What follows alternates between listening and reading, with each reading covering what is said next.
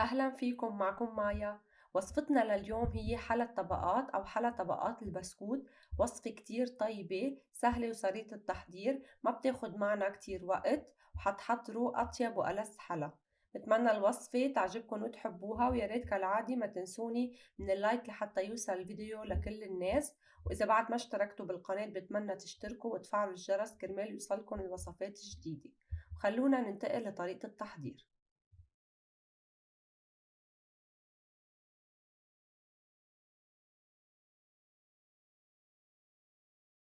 للوصفة حنحتاج لأربع أكواب من الحليب السائل، 4 معالق كبيرة ممسوحة من النشا، وأنا استخدمت هون الأكواب والمعالق المعيارية، 3 معالق كبار ممسوحة من الطحين، معلقة كبيرة ونص من الكاكاو الخام أو المر، معلقتين كبار من الزبدة،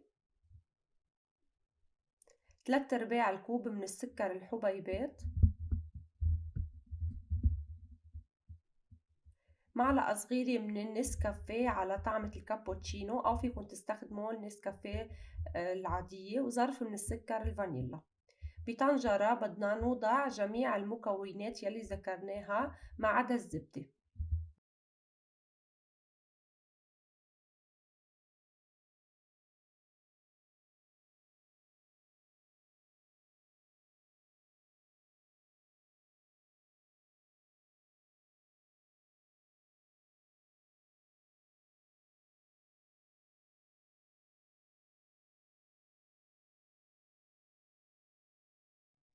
منقلبهم مع بعض كتير منيح لحتى يختلطوا ويصير عنا خليط، يعني ما فيه أي تكتلات.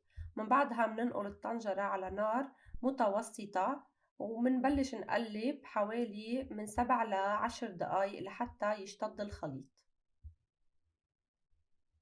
بس نوصل لهيدي المرحلة نشوف إنه الخليط بلش يشتد عنا، منضيف الزبدة، منقلبها لحتى تدوب، من بعدها منطفي النار، وهيك خليط البودينج بيكون صار جاهز.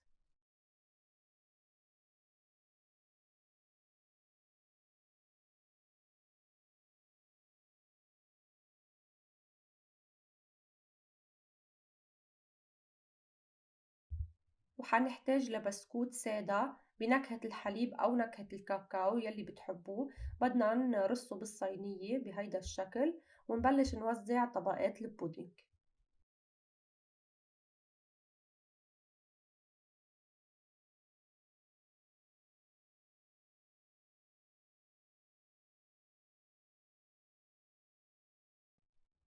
منبلش نوزع متل ما قلنا الكريمة على البسكوت، وهيدي الكمية بتعمل 4 طبقات. أنا عملتن 3 لأنه ما فضل عندي بسكوت، بس الطبقة الأخيرة يعني عبيتها كتير منيح بالبودينج.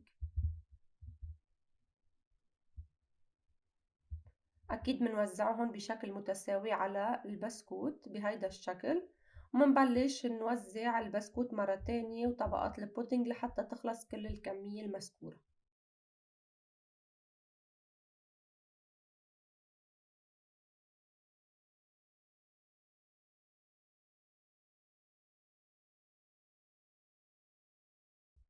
هيدي الطبقة الثالثة، وآخر شي حطيت متل ما لاحظتوا كمية منيحة من البودينج.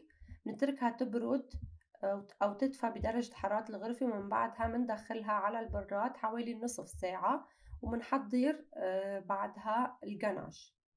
بالنسبة للجناش حنحتاج ل110 جرام من الشوكولا، وبدنا نضيف عليهم معلقتين كبار من القشطة القيمر. وفيكن أكيد تستبدلوا القشطة القيمر بالكريمة السائلة. دوبتهم على الميكروويف لحتى صاروا عنا بهيدا الشكل. أكيد يعني عدتهم عدة مرات، أول شي 15 ثانية، من بعدها كمان 15 ثانية، ومنصبها على صينيتنا بهيدا الشكل، ومنوزعها بالتساوي. ومن بعدها منرجع الصينية على البراد حوالي ساعتين لحتى تبرد عنا تماما.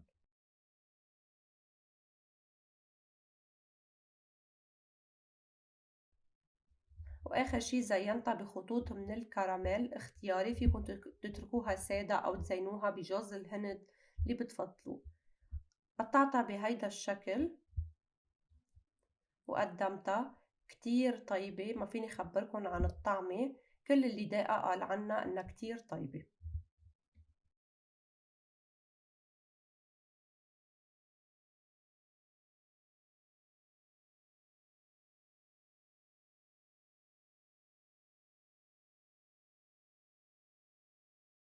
حلا كتير سهل وسريع متل ما لاحظتوا، ما بياخُد معنا كتير وقت بالتحضير، والطعم عن جد super yummy.